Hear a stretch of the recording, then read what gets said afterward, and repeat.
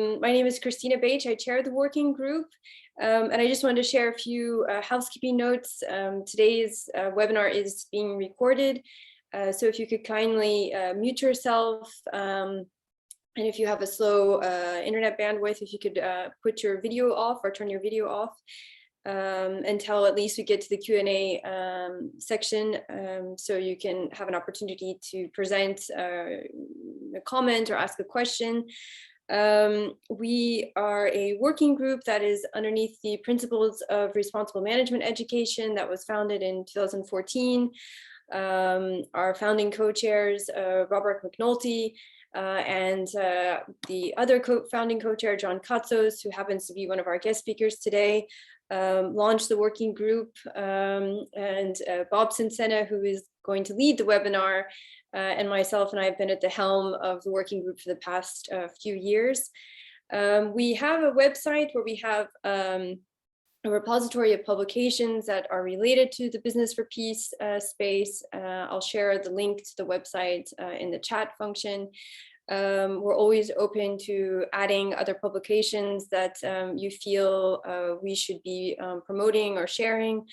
And of course, we're always open to ideas for future webinars. So if you have any, please share them with us as well. I'll go ahead and turn the virtual microphone over to Sophie, who is our point of contact with Prime, who will tell you a little bit more about what the Prime initiative is about, as well as a little bit more about the other working groups. And then our co-chair, Bob Sinsena from American University, will lead the remaining of the webinar. So thanks again for joining us. Sophie? Yeah, thanks, Christina, and welcome everyone. I'm just gonna share my slides briefly. Can everyone see my screen? Great. So welcome today, everyone. So good to see some familiar faces here.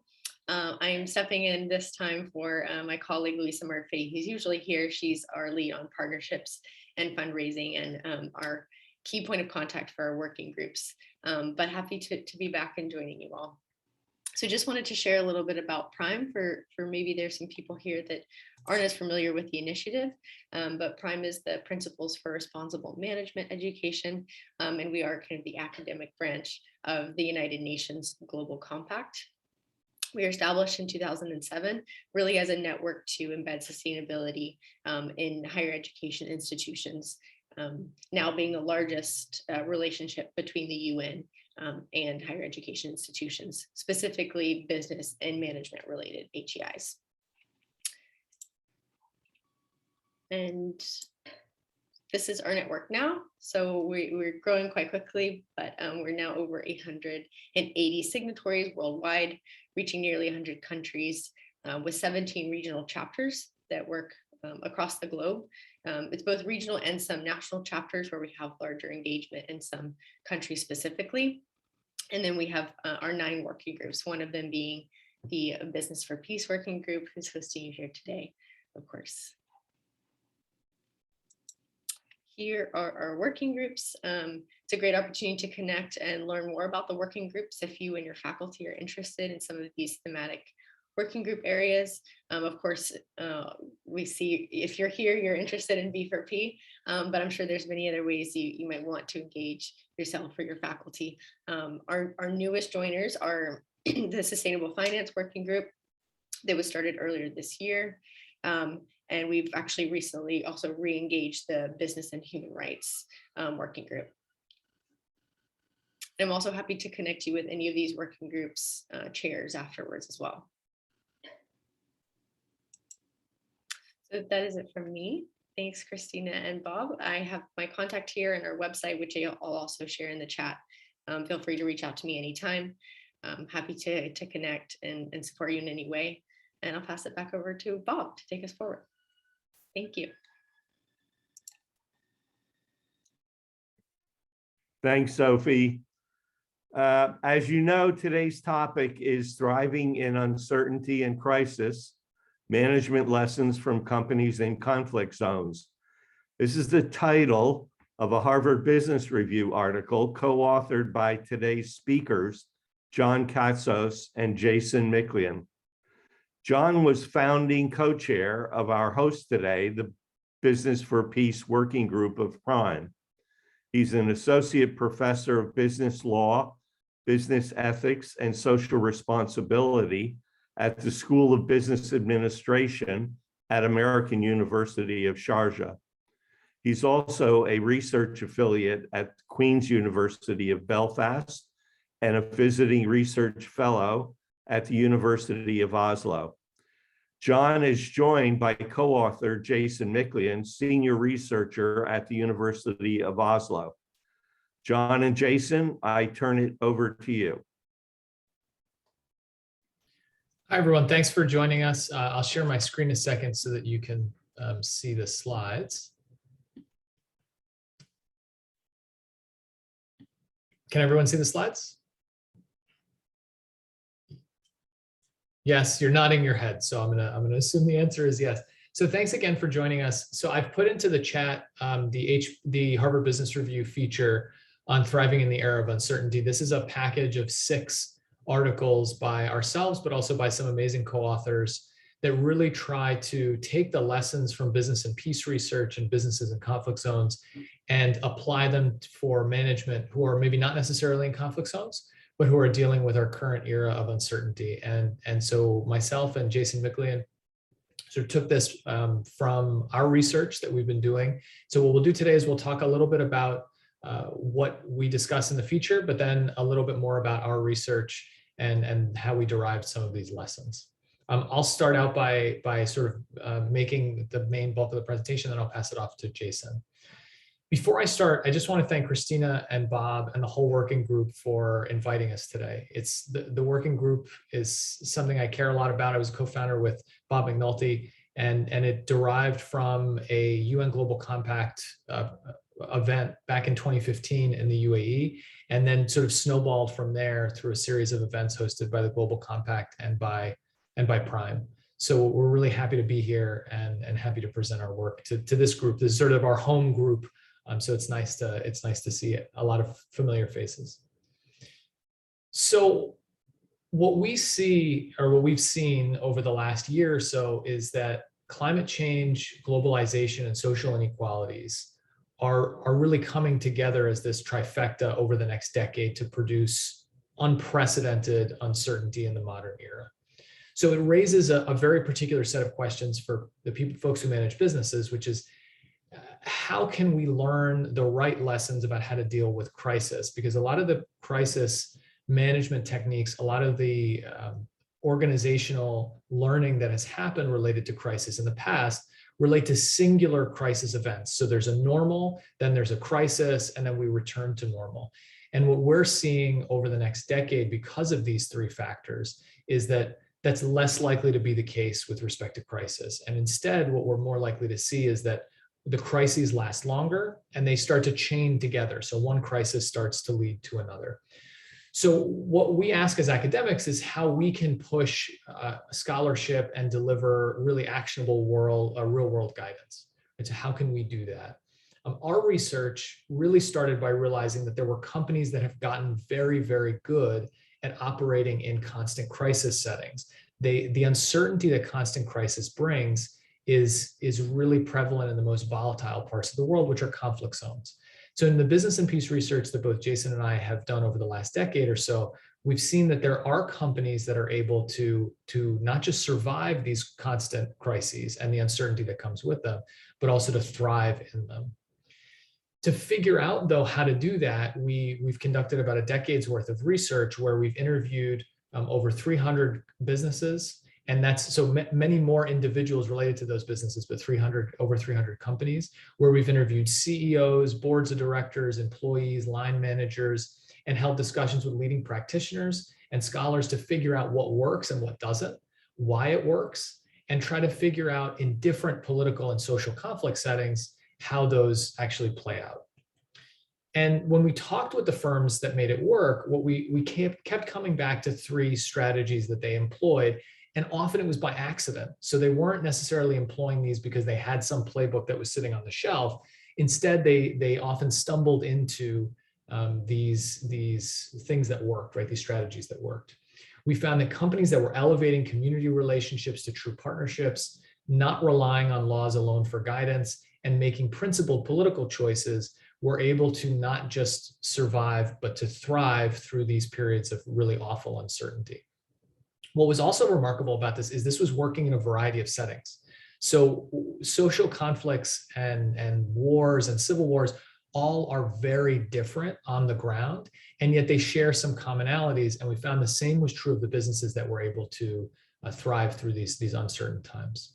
For smart firms, right, for the firms that made these work well, preparing for crisis didn't mean, consulting a single playbook. Instead, it meant calculating strategic risks to be more efficient, but also building up a social license to operate. So really trying to make those community partnerships work. And this is something that we'll sort of go into more depth on in a second. So now in the presentation, what I'll do is I'll talk about each of these and give some more examples about how our research has provided insights for it. Again, we talk a lot more about this in the feature piece, so this is more of a summary than anything else. And we go into some of the examples I'll give you today. We go into even more depth on in the piece.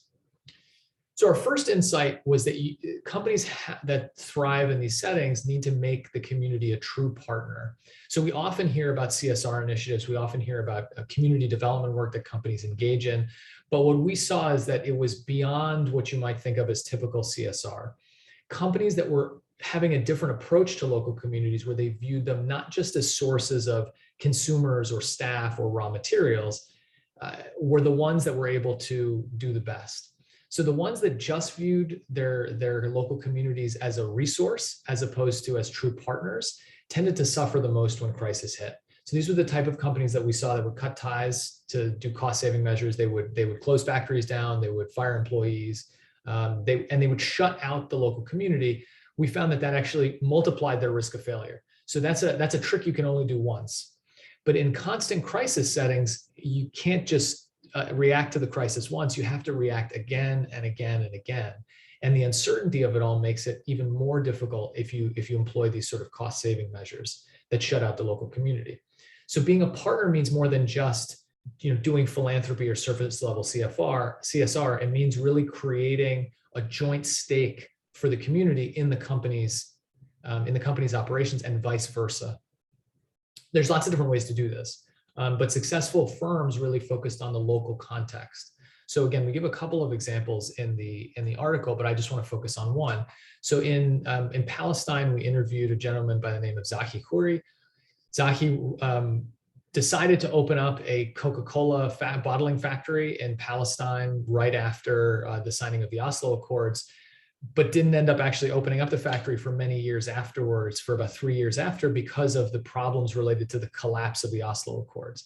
And yet he stuck with it and really built up a set of key relationships, not only with his Palestinian colleagues, but also with his Israeli colleagues, both through his own personal network and through the network at Coca-Cola, to make it work. And so since he's opened up, and now that he has 2 factories, one in Gaza and West Bank, they employ hundreds of workers. They're the 3rd largest private employer in the territories. They indirectly support thousands of other jobs, and they have $100 million in revenue from nothing, right? So from zero before. Now, one thing I'll say now, but then come back to later, and maybe Jason will elaborate on this, is we're not saying that making the community a true partner is enough. We're saying that all 3 of these insights need to work together. So as we work through, this is sort of the foundational piece of making the community a true partner. And then we see that insight number 2 builds on that. So often when companies go into conflict settings or any other settings, what we see is that they focus a lot on what the government regulations are.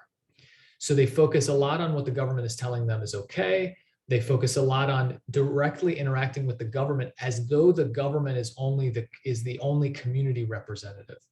And we found that the companies that do that, but then go beyond government insights, are the ones that are able to survive crisis settings. So in our research, this is one of the most common mistakes that we see businesses engaging in. They'll partner with local officials as if they're synonymous with community interests, but sometimes public institutions are either inadequate, or they're actively thwarting the progress. They're actively making the situation worse. And it becomes then a recipe for disaster for the companies to only be engaging with government partners. So this photo is from field work that Jason's done in Odisha, India, and at the proposed mega project by Korean company POSCO. So POSCO is a huge steel manufacturer, and they had great intentions, right? They wanted to follow the local rules and laws, but by only doing that, the company did everything right, but still ended up losing $1 billion. So they had to write off the project in part because they misread the local environment and trusted what ended up being corrupt local officials to handle problems, and then having to sell off their project for a pittance to domestic competitors. So, and Jason's got some great articles that he can link to on the field work that he's done there. Working beyond the government then in these contexts means allowing businesses to have better community relations, but also to really apply their ethical values to the setting. Too often what we see in these settings is companies allowing local law to replace their own ethical values. And so we see companies as a result getting into trouble. What the community also does, and this is something we outline in the article in the story of Dilma T and their CEO and founder, Meryl Fernando in Sri Lanka, is that the community then, if you treat them like this, right, if you're going beyond the government for guidance and you're really engaging with the community as a true partner, they serve as a beacon and a warning light for when there are problems. So what we saw in Sri Lanka with Dilma was that Meryl Fernando was able to gather a whole bunch of information about things that were going on in disparate parts of the island in the lead up to and the beginning stages of the Sri Lankan Civil War. And that allowed him and the company to prepare much better for what they saw as a coming crisis. Now, it didn't mean that they were fortune tellers. It simply meant that because they were engaging in this constant communication and because they weren't just relying on government guidance, they were able to anticipate problems that other tea companies weren't. And so many of these other tea companies, primarily British and Australian ventures, were having to sell off or shut down operations for long periods of time, whereas Dilma wasn't affected by worker shortages, strikes, or slowdowns during the entire Sri Lankan Civil War.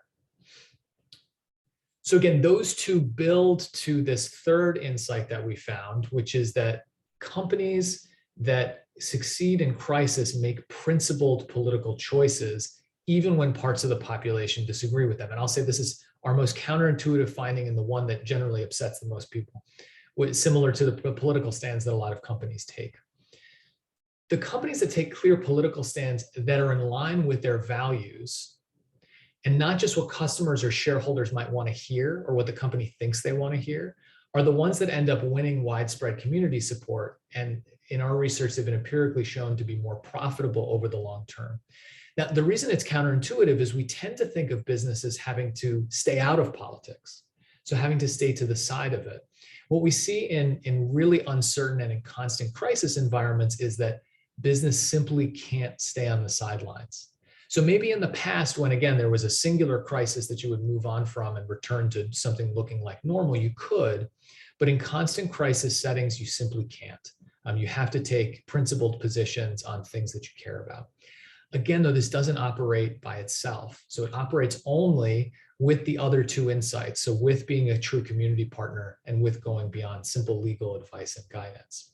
So the picture up here is from a Business for Peace award winner, Hamdi Ulukaya, who's the CEO and founder of American yogurt company Chobani. So anybody who's in the US, you can probably go into your local supermarket and find Chobani yogurt or some kind of product sitting in there. He built the company in large part by prioritizing the disadvantaged. So whether that was communities in Rust Belt America or refugees, his focus was really on including that element of his own values and what are, in the US at least, considered to be progressive politics into the company. That was largely okay until the election of Donald Trump, at which point Chobani started getting attacked for those very positions by Trump supporters. And instead of shirking, right, so instead of collapsing into a defensive stance and going on a PR blitz where they said, no, we're going to appease the people who are upset at us, they in fact did the reverse. So Hamdi Ulukaya basically said, we're doubling down on our pro-refugee policies. We're going to make even more refugees employees. We're going to invest even more in these communities. And they ended up winning new customers by being clear on what they stood for. And they were consistent enough that they also weren't alienating people who disagreed with them. Right? So what ended up happening is 5 years later, the company went from being a $3 billion company to being valued at over $10 billion. and is now one of America's most respected firms and is likely going to go public very soon. So these strategies, as I've said, overlap. And so successful companies typically do all three. We don't see companies doing one or two of these in isolation. The ones that are really making it work are the ones who are bringing all three together. And together they make up what is often termed the social license to operate. Communities are giving this license implicitly by means of a trade, right? Companies are providing jobs, development, and following local customs. If they do those things, they get to turn a profit, right? And they get to survive in the most difficult settings. This picture, for example, is of a mining district in India, where by listening to communities and supporting them as partners, companies like Tata have been able to succeed through situations of conflict and really deep insecurity. So the key thing to keep in mind is not all community members are going to share the same values. So especially in conflict zones, this is the dispute of values is often the reason why there's conflict in the first place. But being upfront can do two things. So one, yes, it can risk alienating your stakeholders. It can risk alienating customers or employees or shareholders or suppliers. But the real risk in these settings isn't in alienating people based on honestly held views.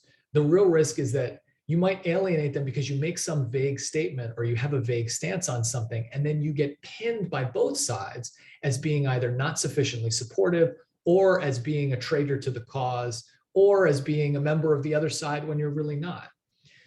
In conflict settings, what we see, in other words, is that companies are going to be construed as being of one side and the other, and they may as well be on the side that they actually believe in. This reflects another key lesson in crisis settings, which is that successful firms obtain this license to operate by learning from the community what makes them feel secure. So the firms that were able to build these alliances, even with their competitors, were more likely to survive crisis. So it was another strange thing that we saw, is that by engaging with the community as a true partner, even the terms of competition changed. So even the terms of how people would interact with each other as competitors shifted. So we want to place these activities in kind of a global context. And this is really the business and peace building connection. So business and peace studies really started with a question: what does ethical business look like in fragile and conflict affected states? And then a follow-up to that was, could ethical business actually grow business in these places? So the core of this concept is this idea that the private sector should play a more constructive role in society. And so you see Antonio Guterres' quote on the side, that companies have to be a driving force to push governments to assume their societal responsibilities. Notice again, we're not saying this is only companies' jobs. In fact, what we're saying is that companies really need to act like citizens, right? If companies do their jobs properly, right, they are indeed contributing decisively for peace, right? So we're very much on board with Mr. Guterres' statement here. This philosophy is growing globally. So you can see this in the investment community, where now there's $17 trillion in investments directed to be SDG compliant, and 95% of the world's largest 500 companies support the UN Sustainable Development Goals. So this is a shift that's taking place, and it's taken place relatively rapidly. There's at least now, I would say, an awareness that this is important. And what we're trying to do with our research is really try to provide the how. So how can you actually get this done? Excuse me. So in short, we've got these powerful push and pull factors for businesses. And so let's go to an example of where it worked. And this is where I'll turn it over to Jason, who can maybe talk a little bit about the Colombia FARC project. Sure, you just want me to go ahead and start, John? Yeah, go ahead and just let me know when you want me to change to the Footprints of Peace page. Yeah, great. So this is something that I've done a few years of work on, because one of the things that both John, myself, many of us in the business and peace space have been trying to find is some really good examples of where these sorts of things actually work in practice and have worked over the long term. Because as we all know, there's a lot of situations of businesses in conflict and fragile areas where things don't go so well, or, at the very least, they don't do the sorts of positive actions for communities that companies or even the communities themselves often purport. So this started with a project to try to understand how businesses can work through a series of overlapping conflicts and insecurity in Colombia. So along with Angelica Retberg professor at Universidad de los Andes here in Bogota. We interviewed perhaps 120 CEOs, mostly of national firms in the country. And here's a couple of quotes that we have from those CEOs that I think are really illustrative. The first was one CEO asked us, the question was clear. What do I need to do so that an insurgent group doesn't plant a bomb in my factory? Shall I bring in the army, or do I build 6 schools? So for a lot of companies, there's this belief of this dichotomy. Do I increase security, or do I do community development? Another CEO was much more direct, and he said, if you want peace, you really need to sit down with those barbarians. And the interesting thing here is that when he said barbarians, he wasn't just talking about insurgent groups or paramilitaries. He was also talking about local government officials that were using his company's operations to try to siphon out funds. So there's a whole network of very difficult conflict actors that companies need to try to work through, especially for national firms who don't have the opportunity to leave when a situation gets too difficult. And you can pop to the next slide, John. And I don't have any notes here, but I'll do my best to talk about it. So no, it's fine. So we spent a couple of years researching this project called the Footprints of Peace, which was the initiative by one of Colombia's largest national firms, the National Federation of Coffee Growers, which is a loose federation of 500,000 coffee growers, and it's best known under the international brand name Juan Valdez. So they have a very long history in the country, nearly 100 years of coffee production. But about 20 years ago, they started realizing that the conflict in the coffee growing areas was getting so severe that they needed to do something more than just security or just community building measures. And then about 10 years ago, there was a collapse in coffee prices along with another uptick in conflict, which made them realize that the model that they had just wasn't working. They were on the verge of bankruptcy and they needed a new model. So what they did is partner with the Spanish Agency for International Development and 2 local NGOs to develop this project called Footprints of Peace. And what this aimed to do was rebuild local community relationships at the village level across thousands of villages. So now the idea here was that the Juan Valdez or the FNC would use their reputational ability and a reputational role in these communities to promote the program. The development agency would then implement the program, and they together would spend almost a decade trying to rebuild local community connections, not just within villages themselves, but also with paramilitaries and even insurgents. And you can go to the next slide. So I'll run through these very, very quickly. And what we found is that, over time, there were several elements of this project that were not successful in the beginning, but ended up building local community peace and also built a better company as well. So the bullet points we have here just talk about a few of the things that maybe seemed a bit counterintuitive, at least to us. First of which is that firms can actually be successful partners in local development. And this is a very contentious statement, especially in the academic community, by development scholars in particular, who tend to think of companies as either an actor that is specifically only out for profit or one that can actively do harm. And that's very true in many cases.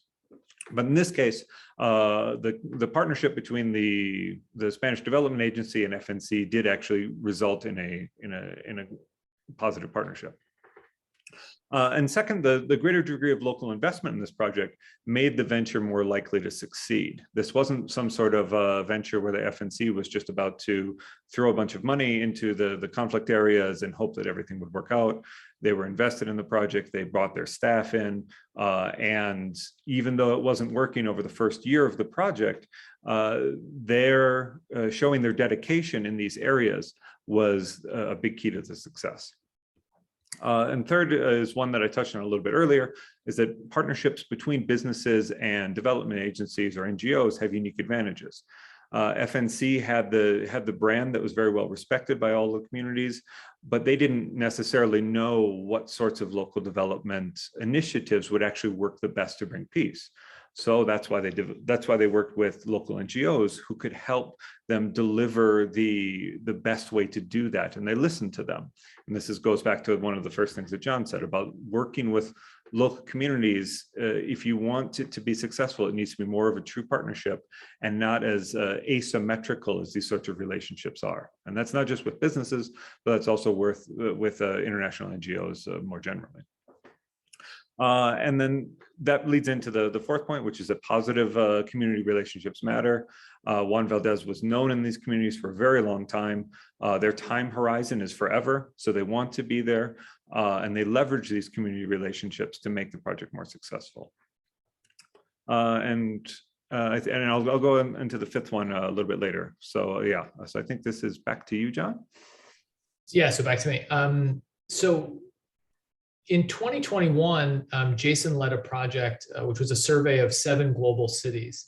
So originally, and Jason can talk more about the methodology for anyone who wants to talk about it, but the goal was really to take the research beyond just looking at one business and try to say, in a series of places, what's the collective social impact of business in these difficult places, and try to then generate some new insights about the structures that can best support businesses that are in crisis and why.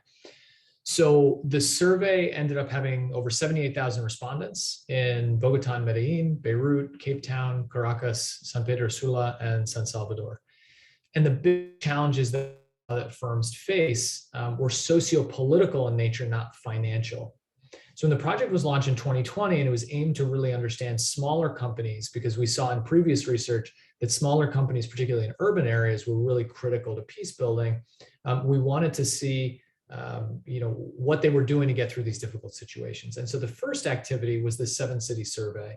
And many of the biggest challenges I said earlier were socio-political, and these tend to be complex, systemic, and really hard to quantify. Our first big finding, though, was that companies that were more responsive to community well-being were also more successful in working through these difficult environments.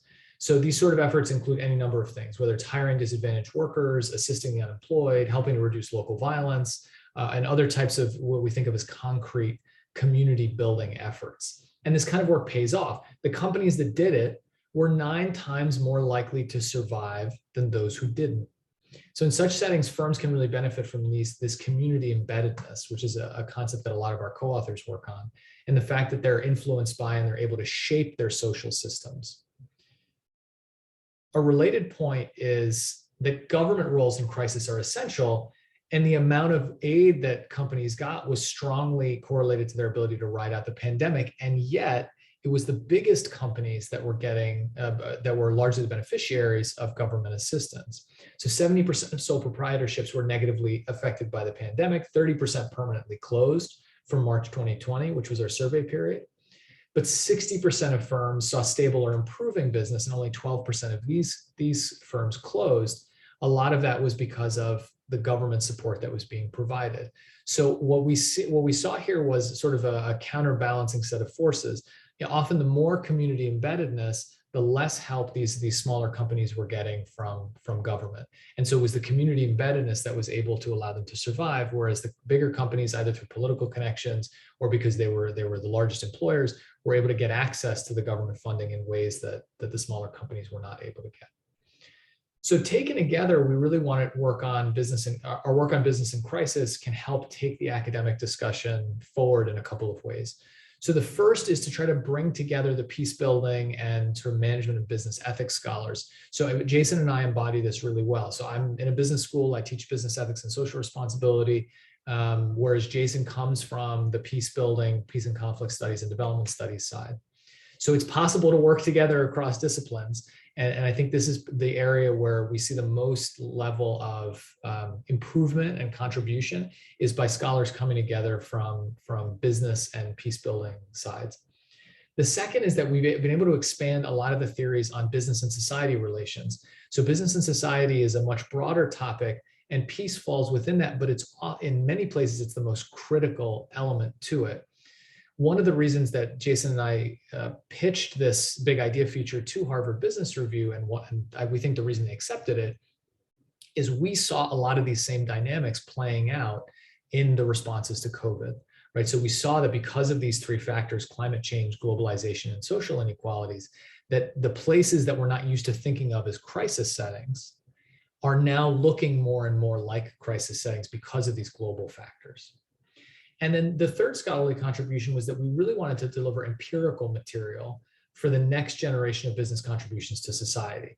And this can mean more refined work on the social license to operate. It might mean really figuring out and drilling down the S in ESG. So often the social side is the one that's the most difficult to quantify, the most difficult to figure out impact on. And our work really provides the basis for some more detailed and quantifiable analyses. And it links also then to the younger generation of managers. So not just to our younger scholars who are coming in, but also to younger managers who are now expecting this of the companies that they work for, and to employees, right, and customers and managers who are all now assuming that companies are doing the right things in these areas and wanting to see real results on not just the E and the G parts of ESG, but also on the social side in the middle. So in terms of forward research agenda, and this is more targeted towards the academics in the room, what are we looking for? We don't want, obviously, to all be working on the same sorts of questions. And so we've tried to this particular slide, we've shown to a bunch of different academics to try to galvanize people around some of the same sorts of questions. The first thing we need are more big N studies. And this includes business and fragility projects. And that's the kind of study that Jason was spearheading through the Urban SME project. The key here is really to try to get more large-scale data to try to draw conclusions about many different contexts. We also need a related problem is we need more diversity of qualitative country studies. So much of the great empirical evidence that we've worked on, but also that many other scholars in the field have worked on, have been qualitative country studies, and those have been great, but we don't quite have a diversity of country studies. That's not just in terms of location, it's also in terms of type of conflict, right? So we see a lot of the same sorts of conflicts being studied. And so a diversity of that would definitely be helpful, right? There's also a lack of study of how a lot of these lessons apply in what we think of as non-conflict, but still crisis settings, whether that's in East Asia, Europe, the Middle East, or South America. Third is that the field academics in the field really have to take a deeper look at company policies before and after crisis. And this is probably the area where on the business academic side, there's the most room for growth. Natural field experiments can be really helpful here, to borrow from some of our economist friends, right? Looking at the same location where one company uses a peace-aware set of policies and where one doesn't. Again, being able to study those out in the field is really, it's invaluable research for the rest of us. And we also then need a better understanding of how the private sector influences these community systems to learn how companies can and can't help local societies. So Jason and I have both done a lot of work that's been hedged. So we say we'll often have lots of qualifiers. And the reason we have lots of qualifiers is because we often don't have this sort of data to be able to make the grander statements that we have an inkling of, that we think is probably true, but that we don't yet have the data for, right? We don't yet have the evidence for. And one of those relates to peace impacts. So the sense that we have is that there's a limit to where business can go, right? That there's a sort of an outer boundary to the peace impacts that business can have. And this is a really important limit because there's many companies that will claim to be doing peace, because peace is such a broad term that it becomes difficult to call them out and say, you're not really doing peace, right? So instead it ends up being ad hoc and saying, okay, well, this company is claiming that they're promoting peace. Let's look at specifically at what they're doing and either show that they're not or show that they are. Whereas it would be great to be able to make some broader statements and say, look, this is the limit, right? So if you're doing a certain type of thing in a certain type of conflict zone, there's a limit to what you can claim is actually influencing peace, because there's just so many other factors at play. So the good news is that there's companies that are employing these lessons and are doing the right thing. They're having positive contributions to peace. They're having positive contributions to their communities. This is, Jason and I think, put this in every single slideshow that we ever do, which is a businessman in Iraq heading to work. And these are really the people who, in our research, we try to focus on, right? People who are trying to just get their jobs done, do their work, be part of their communities, and help their communities, not just their own businesses, thrive in spite of crisis. What we also see is that the vast majority of businesses aren't the sort of the great grand peacemakers, nor are they the devils that they're sometimes portrayed as. What we see is that most companies either feel like they don't have a choice but to act in particular ways, and also are really trying to do their best to act ethically, again, while still making sure that their business operates and is profitable. So as we all know, business can help or harm society, right? It in and of itself, it's neutral. It's what the people in the company do with it. And I think that's also the focus of a lot of our research, is realizing that companies are not monolithic entities that act on their own. They're run, managed by and supplied by people, right? It's human beings who do these things, and it's human beings who these businesses impact. We think that by following these principles, businesses operating in hard places, but also in places of constant crisis, can really make more resilient communities and deliver more profitability if they're able to harness their unique influence as citizens. Jason, do you want to finish up, or do we want to go to questions?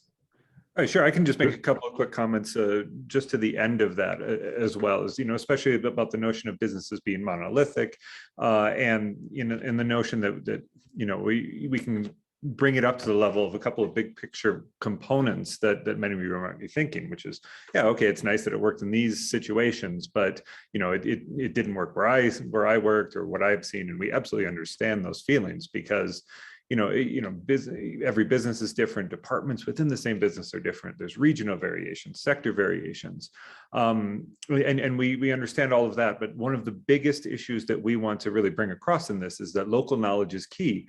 If a business, any sort of business, wants to know what the right thing to do is, and not just pick from some sort of basket of philanthropic or CSR positive things that sound good. And this is something, of course, that this audience knows very, very well. But we can also talk a bit about some of the corporate discussions we have, because a critique that we often hear is a little bit more nuanced, because it goes into this like ESG style blowback of, I believe you that this actually does good, and what I believe what you're saying, and I believe that business and society relationships are very important to my company.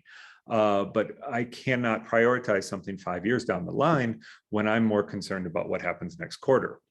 And it's a powerful argument because companies don't feel that they can mortgage their current for their future, either on a personal or on a corporate level. But so our response to that we've had a little bit of success with is showing firms that this is better thought of as something like insurance to cover catastrophic social risk. It's not simply do-gooding, it's not simply giving back to the local community. But if you buy the right sort of social insurance, it actually has value at the times that you need it, in the times of crisis. So by following these principles, the businesses that operate in the areas can not only make better business for themselves, but they also make more resilient communities, and then they work together to get through crisis. And then that's something that I think that we can talk more about if people are interested in the comments, discussions, but happy to talk about anything related to any of this. Great. That's a great place to break and move to Q&A.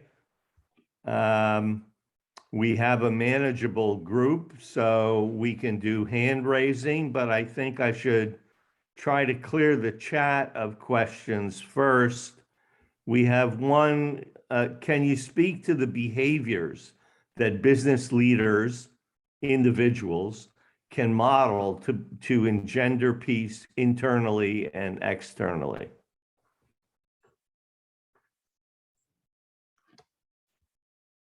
Jason, you want me to do internal and then you do external? Sure, but I see there's a few here that are more like POSCO specific. So if you just want to go through this one yourself, I can tackle some of the other ones too. Okay, sure. So I'll do the whole thing then. Yeah, I think in terms of specific behaviors from a management side, there's been great work done about internal operations related to employees. So some of it is stuff that management scholars have been talking about for a long time, like empowering employees to share their voice, right, to really be active contributors to what the company is doing.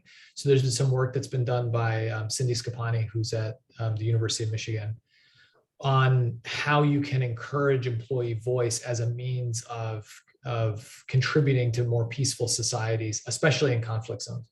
So simple things like making sure that people who are from different sides of a dispute are able to adequately work together. But also broader things like making sure that each and every employee feels like they can actually share with management. So a lot of the companies that we see that are operating in conflict contexts are often operating in places where, because of the conflict, people don't feel like they can speak up in any setting. And so creating a space within your company where employees feel like they can be open and honest and share, even if that's just with management and not necessarily to start with, and then to try to have them share with each other, is a way that you can really start to contribute on an internal basis. Externally, I think there's a whole range of things you can do. And a lot of our focus tends to be external, right? Things like community relationships and going beyond government guidance and advice. But to sort of bridge the gap between the two, what we see is that the companies that are coming in from the outside that are successful are almost always, when they're successful, bringing in some of their policies that are not legal requirements, but that often go beyond the local legal requirements in terms of things like anti-discrimination policies, in terms of things like preferential employment for people who are from more disadvantaged groups. Those sorts of policies can really help in a given context, especially when they're done thoughtfully and with the community. So we're not advocating just sort of importing your policies from somewhere else, but oftentimes if those are the values of the company, they can actually really help in the community context. And so those are just some examples. I don't know, Stephen, if I've fully answered your question, or if you, yeah. I will spell Cindy's last name in the chat for you. Yeah. Did I answer your question, Stephen? Sorry. Yes, you did. Thank you very much. Perfect. Why don't we move to Gerard Farias, who had a couple of questions in the chat and also has dutifully raised his hand. And so, Gerard, take it away.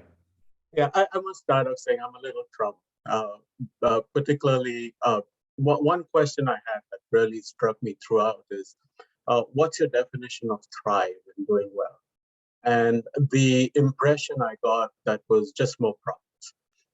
And I don't know, I could be wrong about that. So one of the things, particularly with your references to India, I'm somewhat familiar with those areas that you talked about, the Tatas in Jharkhand and in Bihar, and as well as Odisha, as well as POSCO in Odisha. Many would argue, particularly if you talk to local activists, that it's the companies that are the source of conflict. They're not peacekeepers. Even the Tatas. If you go into the mining areas in Jharkhand in particular, and in those areas, the operations are very different from what we see in Jamshedpur, for instance, or Tata, right? So there is a lot of PR there. I don't want to minimize what the Tatas have done and how they function, things like that. But there are skeletons in the cupboard. So I think when you frame it in this way, that business is the source of peace, I think in many cases, it's actually been a source of conflict. I mean, if you go back to colonization and you go back to East India Company, all those things, how does that fit in here? And so we need to think about that history and how people respond to this. POSCO is a case in mind. I mean, it's the question was, can the existence of POSCO in Odisha really bring about development when it is impacting the lifestyle of indigenous people? They live on extremely resource-rich lands, and they're going to lose their land. So how do we reconcile this? And that's really my question. John, Jason, who would like to? Yeah, I can actually respond to that. Thank you so much for bringing that up as well, Gerard, because this is actually what first got this, the POSCO case and the Maoist conflict were some of the things that first actually got me interested in this topic about a decade ago. Because I've spent a fair bit of time in Jharkhand, Chhattisgarh, Odisha, looking at these exact sort of issues. And I just sent a link to an article I published about 10 years ago that talks about, all of the things that you mentioned. And, the fine line that the Tatas in particular walk is that, they have their little islands of prosperity for like local workers and things like that. But then when you create these sorts of, proto or, neo company towns, it tends to increase the anger that people feel all around it, where they don't get those services either from the government or the company. So it is actually conflict generating. And this is something that, extractive firms all over the world have found, that if you just try to insulate yourself, that doesn't work either. And it was so interesting with the POSCO case, because it was one where there wasn't necessarily, even amongst the indigenous communities, there wasn't necessarily a huge amount of anger towards the company at first, but it was when the company's promises were not delivered, and when the company's promises were attempted to be implemented by local officials who, as you very rightly say, they took people off their land, they promised them the world, and then they put them in effectively a concentration camp for a year. So that generated so much anger amongst the local community, and rightfully so, that it created a situation that POSCO found it almost impossible to come back from, no matter what they did, no matter how positive they tried to be afterwards. So that gets to such a key point that John and I make. It's that this is a strategy that is about preparation before crisis. It's about doing the right things from the beginning. It's about not trusting local government to be that provider. But it's also about really making the community a partner, because POSCO never did that. They never, the community went to POSCO many, many times, as I'm sure you know, but POSCO rebuffed them every time, and they said, no, you have to go to the local government. And that was a huge part of why things turned into the mess that they did. So, yeah, that's it's one of the most tragic, situations or cases that I've worked with, and it's something that I think is very much a lesson of how not to do things with a company that I would say actually had okay intentions at the beginning. Yeah, I have, sorry, I have to jump in there because I have some real concerns about Problems that. that If you look at it, the main source of conflict, or there are other sources, but one of the main sources of conflict is extraction of resources, right? And as long as that perspective continues, which deprives local populations of their lifestyles, their livelihoods, and a whole bunch of other things. And as long as that continues, can we really talk? I mean, are these two compatible, business and peace? That's my fundamental question here. And I think we need to take that a little deeper in terms of really examining that question. Can they really go together as businesses? I mean, and we look at it, it's oil extraction or any type of extraction. Look at mining in Australia. Look at all those different places and affecting particularly indigenous populations. And often those people are peaceful and powerless. So is that real peace? These are really troubling questions. Why don't we turn that over to Jason and John for final words before we wrap up? Yeah, so I think Gerard brings up some critical points, and so this is sort of where we can leave off. Although we could probably talk about this for the next 5 hours. I think that skepticism, Gerard, is exactly the place where these conversations start. So we've seen locally companies trying to do the right things and trying to do ethical things that they see as being more peace promoting.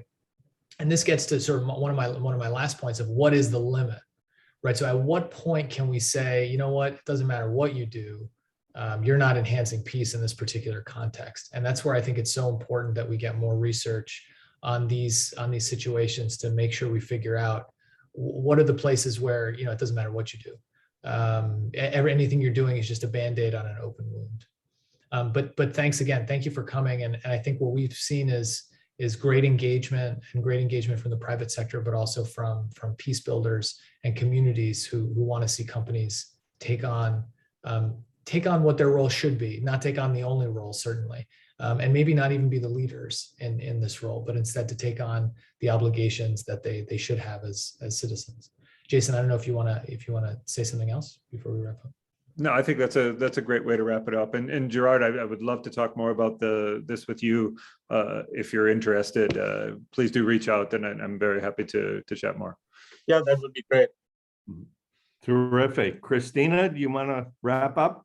Oh yeah, I was just gonna say, I mean, thank you so much for joining us. Yes, I mean, Gerard, that's the whole, one of the main points of this working group is to discuss whether or not there is a role for business to play in enhancing peace. And if so, what does that look like? And if not, also, what does that look like? So thank you for raising that very important question, which is at the core of CROSP of what we're here for.